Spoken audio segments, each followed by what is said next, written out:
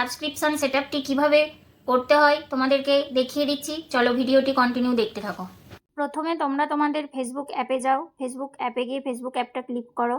Click করার পরে যে যার নিজের প্রোফাইলে যাও। প্রোফাইলে গিয়ে দেখতে পাবে ওখানে প্রফেশনাল ড্যাশবোর্ড বলে একটি লেখা আছে। সেই প্রফেশনাল ড্যাশবোর্ডটি ক্লিক করো। ক্লিক করার পরে নিচের দিকে স্ক্রল করো। স্ক্রল করতে করতে দেখতে পাবে এক জায়গায় লেখা রয়েছে সাবস্ক্রিপশান, তার পাশেই লেখা রয়েছে সেটআপ। সেই সেটআপটিতে ক্লিক করো। ক্লিক করার পরেই দেখবে তোমাদের একটা সাবস্ক্রিপশান পপ আপ চলে আসছে। তারপর নিচের দিকে স্ক্রল করবে। স্ক্রল করার পরে লেখা থাকবে, নিচের দিকে দেখবে সাবস্ক্রিপশান ডিটেলস বলে। তার মধ্যে রয়েছে মান্থলি প্রাইস, সাবস্ক্রাইবার বেনিফিটস। তোমরা মান্থলি প্রাইসটাই টাচ করবে।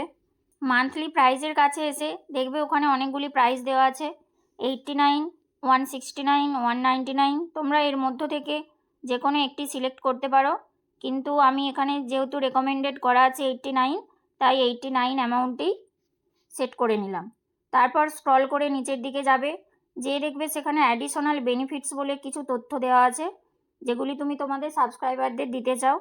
তার মধ্যে থেকে আমি exclusive content, live video, highlighted comments এবং রেকগনিশন পোস্ট বলে এই 4টি অপশান সেট করে নিলাম।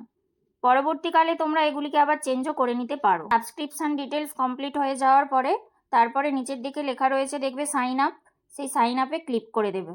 ক্লিক করে দেওয়ার পর কিছুক্ষণ অপেক্ষা করো। ভিডিওটি যদি ভালো লেগে থাকে ছোট্ট একটি কমেন্ট করে লাইক শেয়ার করে দিও, এবং পরবর্তী ভিডিওতে কিভাবে pay out account set up করতে হয় সেটা তোমাদের দেখিয়ে দেবো।